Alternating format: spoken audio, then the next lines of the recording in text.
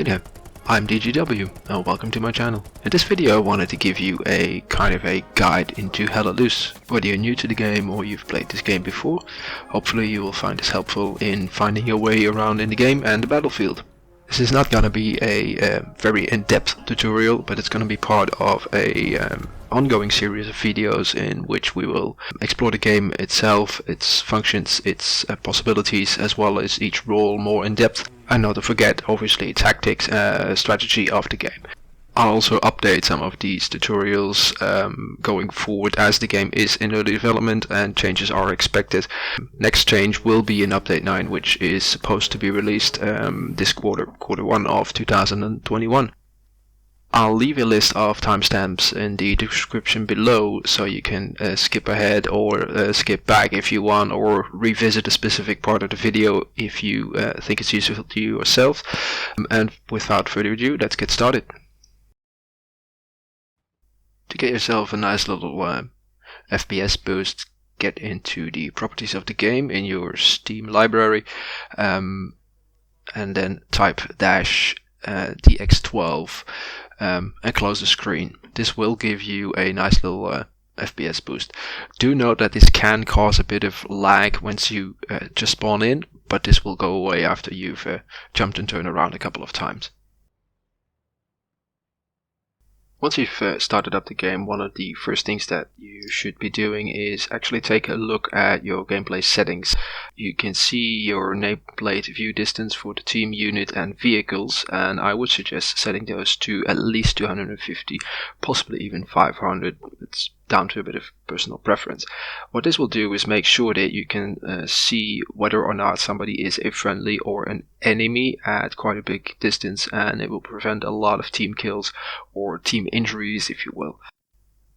Secondly, it will allow you to kind of know where your team is located, especially where your squad is located, and thus it makes finding them a bit easier. You'll also see quite a few other options in here. I would suggest play around with them as you prefer. One of the FPS boosts, again, like with the DX-12 note, is that you can push down the dead bodies despawn delay. I've got it at 0.7, or you put it at 0.5, whatever you prefer, but making sure that dead bodies despawn on the battlefield will give you a small FPS boost.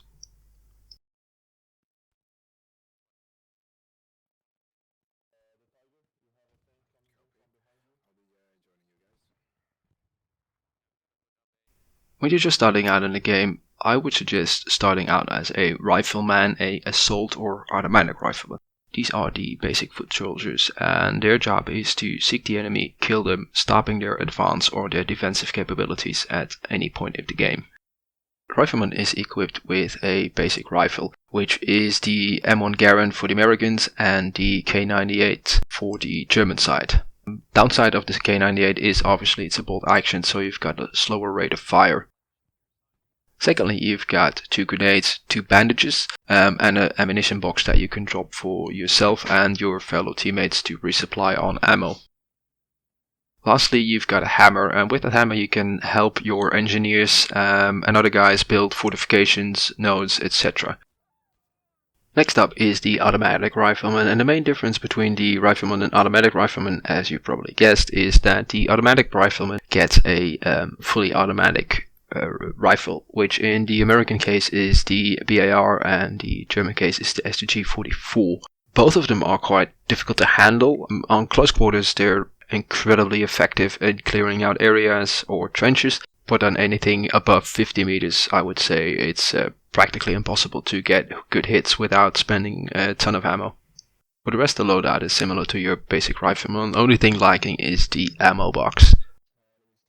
Last in this 3-role lineup is the assault. The assault gets a semi or fully automatic weapon depending what side you choose, and apart from that it gets a smoke grenade. The assault on the American side has a Thompson, which is a fully automatic SMG, and the Germans get a semi-automatic Gewehr 43. 43 is more effective at longer ranges. The Thompson, for that matter, is quite ineffective at longer ranges, and you're just gonna be spending a ton of ammo trying to hit somebody at anything about 50 meters again. For the rest, the role again is similar to your Rifleman and automatic rifleman. though lacking the ammo box the Rifleman gets. The assault does have smoke grenades, which can be used for concealment of your movements of the squad, team, and obviously yourself. Another great role to get started in the game is the medic role. As the medic, your primary job is to revive and heal your teammates. The primary downside of playing as a medic is that you're very limited in your ammo. Your primary weapon only has 2 clips or magazines for the Americans, the carbine M1, or the K98 in the German side gets only 4 clips, which is about 20 rounds. This clearly means that in an offensive or even defensive state, you're not going to be very effective in your combat. So your main focus is just to heal and bandage your teammates. To conceal your movement, getting to fallen teammates, you do have 2 smoke grenades available. Playing this role, you can be vital when it comes to offensive flanking. As squad leaders can only place down an LP every 2 minutes, you being there to revive them when they get shot down can actually keep the offensive aspirations of your team going. Next up is the machine gunner. The machine gunner carries a light machine gun with a belt-fed ammo box. A machine gunner can reap havoc in a defensive or attacking situation by providing cover and suppressive fire to his fellow teammates. A well-positioned machine gunner can hold an enemy attack or provide cover for his own team's attack by suppressing enemies and preventing them from firing upon your team. Machine gunner can deploy the bipod and lay back and shoot at the enemies. My preference is not to shoot in continuous fire, but to use bursts, as this gives you more control over the weapon and kind of gives you a bit of an aim instead of just spraying bullets everywhere. Hip firing a machine gun is mainly a waste of bullets, as you'll hit pretty much everything on the entire battlefield except the intended target. Lastly, the machine gunner has 2 bandages and a pistol. Both for beginners and more advanced players in this game, it's a great role, as it is really straightforward what his job is and how to perform that job. The anti-tank's job mainly is to take out enemy vehicles, preferably the tanks, as they are much more of a nuisance than your supply trucks and transport trucks. To aid in achieving that goal, the anti-tank has a bazooka on the American side or a Panzerschreck on the German side. The American side gets 4 rockets, the Germans get 2 rockets, but the German Panzerschreck is more powerful than the American bazooka. A good anti-tank will have to flank the enemy tanks, as to destroy the enemy tank, the only real way is to hit him in the back, and most tanks only need about 2 shots in the ass before they blow up. The only exception is the Recon tank. This can pretty much take 1 shot anywhere on the body as long as it's head on and not at an angle. Trucks are a 1-shot kill as well, as long as you hit it in the front. If you hit it in the back, or the bed if you will, it will require 2 shots. Furthermore, the anti-tank is equipped with the standard issued rifle, a couple of bandages and a couple of grenades. Depending on the efficiency of the enemy, an anti-tank can be a vital part in halting the enemy's attack or actually attacking yourself, as tanks can pretty much destroy advances or defenses single-handedly. We are almost near the end of the main infantry roles. For now, the basic support role is a bit limited. Apart from carrying the standard issued rifle, grenades, bandages and a hammer for building purposes, it carries 50 supplies which can be dropped, and they reload every 5 minutes. As they get close to a manpower node, then the loading time is reduced to 2.5 minutes. From what I understand, the support role will get an overhaul in the next update, update 9, so take all of this with a grain of salt. Supplies carried can be used for any kind of building purposes, but often and mainly are used to build garrisons in positions where the squad leader does not have other supplies available from either a supply truck or a supply drop issued by the commander. After dropping those supplies, the only real thing the support can do is join the battle or assist in the construction of defenses, nodes, etc. Probably one of the most important roles in the infantry squads is the engineer, as the engineer is able to place down defenses and nodes. Especially those nodes are going to be helpful if the battle carries on for a longer period of time. The commander only has actions available if he has the resources to do so. As these resources are depleted by any kind of actions in the battlefield, the only way to get them restocked is by building nodes in the appropriate places. The further up those nodes are in the battlefield, the more resources they will provide. As this is quite an extensive role, it does require a complete tutorial of its own. Other than its construction capabilities, the engineer is equipped with a rifle, a couple of anti-personnel mines, a anti-tank mine, a wrench, hammer, a torch for repairing vehicles, and a couple of bandages. For each item the engineer can build, there is a maximum amount that he personally can build, and also for notes, I believe the max is 4 per kind per team. Placing down blueprints and actually building these things are a great way to rack up your XP. One little tip that I have used in the past and I always give to other players is that if you want to rank up a specific role, as long as that has a hammer, that role can build whatever blueprints have been put down by the engineer if the supplies are available. So what you could do is place your blueprints down, respawn as whatever role you want to rank up, and construct the equipment with that role. And the building XP, which can rack up to 100 for the nodes, I think, will actually go to the role building them, and you can level up a lot faster. One last tip, if you build nodes, you do have 2 anti-personnel mines. If you place them correctly, your nodes will be a lot safer from takedown by the enemy. Before we start heading to the commanding roles, let's take up the tank crew first. Tank crew, as the name kind of says, is the guys inside the tank except for the tank commander. The tank crewman can take any of the 3 available seats, which is spotter all the way on top, the driver or the gunner. Usually the spotter will be the tank commander. The basic loadout of the tank crewman is very limited with a pistol and bandages. After a bit of an upgrade you do get smoke grenades and a torch, so you can repair your tank. In any case, it's always advisable to have at least 2, preferably a full squad inside the tank, so the cooperation in between those guys is optimum and the tank can be used to its full ability.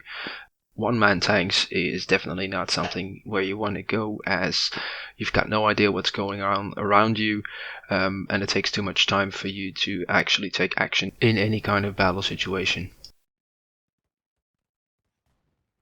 Last of the available roles, except for the command roles, is the sniper. Now the sniper is often everybody's favorite role, as you get to pick off the enemy from long ranges, thus not exposing yourself to enemy fire, at least not as often. The sniper's main objective is not dissimilar from that. You have to get into the battle, but do so from a distance and pick off the enemies, trying to avoid them from wandering into friendly territory, disrupt their supplies, nodes from being built, garrisons, etc. Whilst also taking out those garrisons, nodes, and OPs. More often than not, you'll find yourself deep inside enemy territory, and recon squads often get asked to take care of the enemy artillery as they start raining down their havoc. Your sniper is equipped with a bolt-action rifle, but the main difference is that it is scoped. Other than that, it's got a pistol, a couple of grenades, and a couple of bandages. First of the command roles is the spotter, which is the squad leader for the recon squad. The spotter's main objective is to identify enemy positions, garrisons, nodes, etc., their supply lines, and whatever information might be viable for his team. The spotter can place down garrisons as well as OPs. Garrisons can be spawned on by the entire team. The OP, or outpost if you will, is only available to his own squad. The main differences between the outpost of an infantry squad in comparison to a recon squad is that the recon squad OP will not go down if the enemy caps a specific area of the map. Moreover, the spotter can put the OP anywhere on the map, whereas the infantry squad can only put the OP in the first 2 sectors of enemy territory.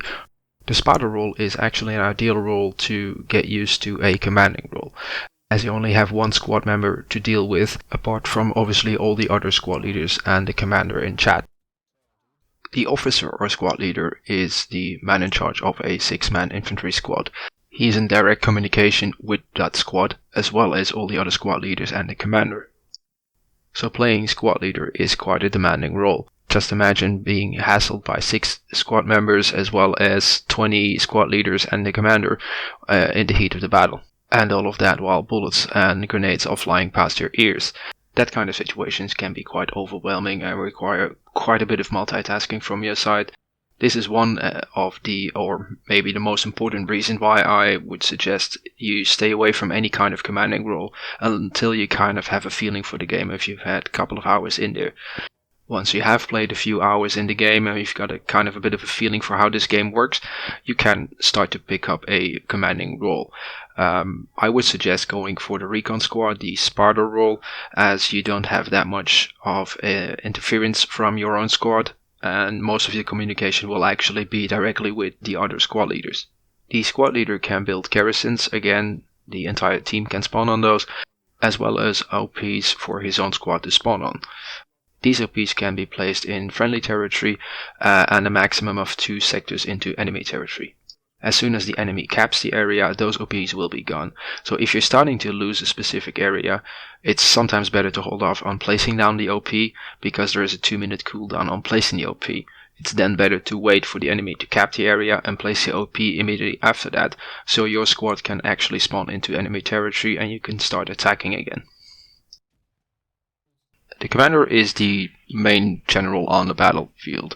His job is to lay out a strategy, communicate with all the other squad leaders, and he's got several abilities to support his team, which is supply drops, bombing runs, strafing runs. One of his other most important abilities is to spawn vehicles, tanks and trucks for that matter.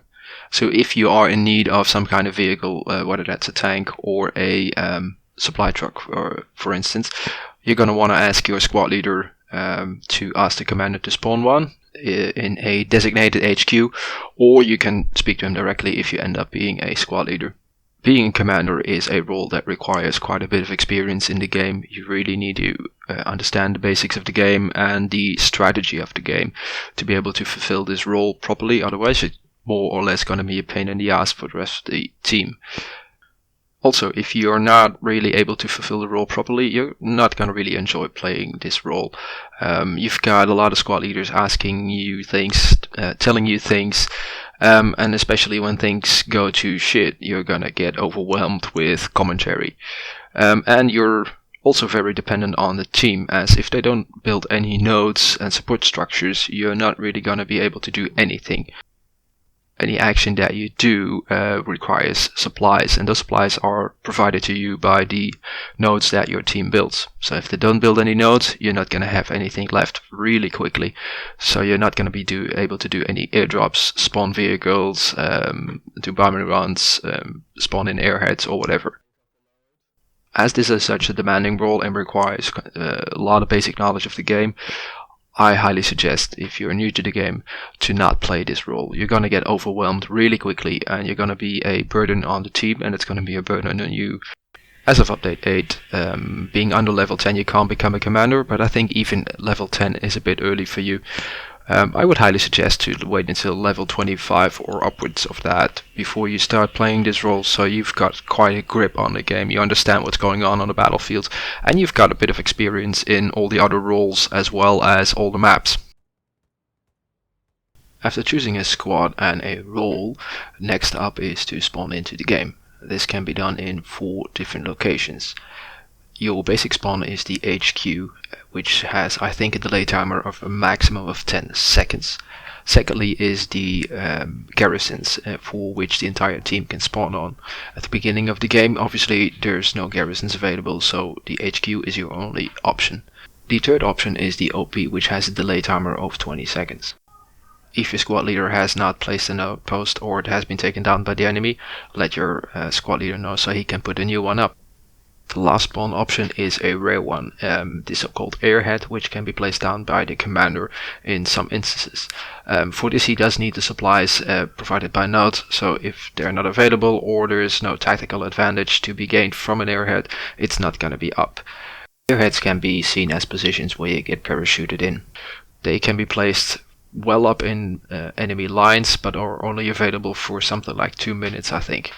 Squad leaders that spawn on an Airhead should put their OPs down as soon as they can, so even if the Airhead is gone, the flanking position remains intact and anybody that dies can respawn in that flank immediately after. Garrisons and OPs do light up when enemies get within 50 meters, and garrisons can be overrun if the enemy is too close to it. This means that you can't actually spawn on that garrison. This lighting up factor of the OPs can also be used as a radar, so by positioning them in strategic points around a defending area, you can actually be alerted when the enemy gets there. As the garrisons and OPs are of strategic value to your team, so are they to the enemy team. Hence, taking them down can be of great significance in winning the battle. As soon as you suspect an enemy garrison or OP in a certain area, let your teammates and squad leader know as soon as they can. Ping it as well, so they can place down a marker. If you do have the opportunity yourself to take it down, don't hesitate and try to do that. Same goes for taking down nodes, as they will limit the ability of your enemy to spawn vehicles, airheads, bombing runs, etc. The lack of ammunitions will also deter their use of artillery fire. Taking down enemy nodes manually is kind of a pain in the ass, as it takes you 2 minutes spamming F while getting up close and comfortable. At that moment you are completely exposed because you have to keep aiming for the node, otherwise it resets the timer. Being this exposed does mean that you do tend to get killed from any kind of angle without you even knowing what happened. Yet the advantage of taking those nodes down, or garrisons for that matter, is of such a significance that it is definitely worth dying for. Also important is to always keep looking at your map, as your map can alert you to where the enemy is, where the fighting is, and what flanks could be very hard and need defending. Secondly, paying attention to your map gives you an idea of the surroundings and also where the enemy might have positioned their garrisons and OPs, where tanks and other vehicles might be situated, and it could even give you a hint on where their nodes are. As anything but a commander or squad leader, you cannot mark things on the map. The only thing you can do is ping. So when you ping something, tell your squad what it is you're pinging, so they know what's going on. Even if you kill an enemy in a specific location, pinging that body and letting you know you just killed somebody there can actually be vital, because there might be an OP in that area and the enemy might just keep on coming and coming. Most shots in this game are 1-hit, maybe 2-hit kills, so you are gonna die quite a lot. If you care about your KD ratio, you're gonna have a bad day, especially in the beginning. Also, because you do tend to die rather quickly after getting shot, it is important that you make sure you are as little exposed as possible. There's plenty of trenches and bushes, etc. where you can move through without being seen by the enemy. An important rule to remember is what the enemy can't see, they can't shoot. Hence, concealment is everything. For this aid, some of the roles do have smoke grenades, but this is concealment and not cover, so you can still get shot in that smoke. And as you do not know what is on the other side of that smoke by the time you get there, you might be quickly shot down, as the enemy can see kind of a shadow moving in the smoke. In some cases it's also better not to engage an enemy. If you are, say, on a flank and you run into a lone soldier, if he hasn't seen you, perhaps it's better to just leave him there, because him dying will actually alert him that there's enemies in that area, and their entire team or some squads might actually come take a look, and your complete flank could be a waste of time. Also, if you are taking down a node or an enemy garrison, if there is no need to shoot at the enemy at that time, it's better not to. They're just going to be aware that you're there, and your entire endeavor might be completely in vain. Lastly, communication is everything in a game like this. It is highly preferable that you have access to a mic. Most of us do have very modern telephones these days, and most of these are provided with headphones that have a mic included. Even though that is not ideal, it is still better than nothing, especially if you don't have another option available.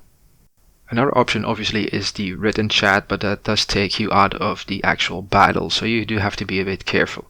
As you are typing, you're not paying attention to your surroundings, and the chances of you getting shot are pretty large.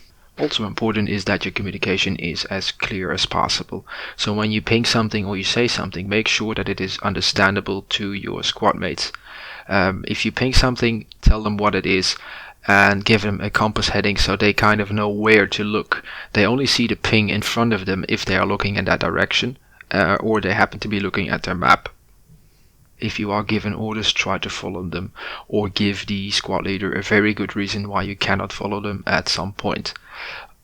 Also, if you have a good idea, let your squad mates know, and let your squad leader know.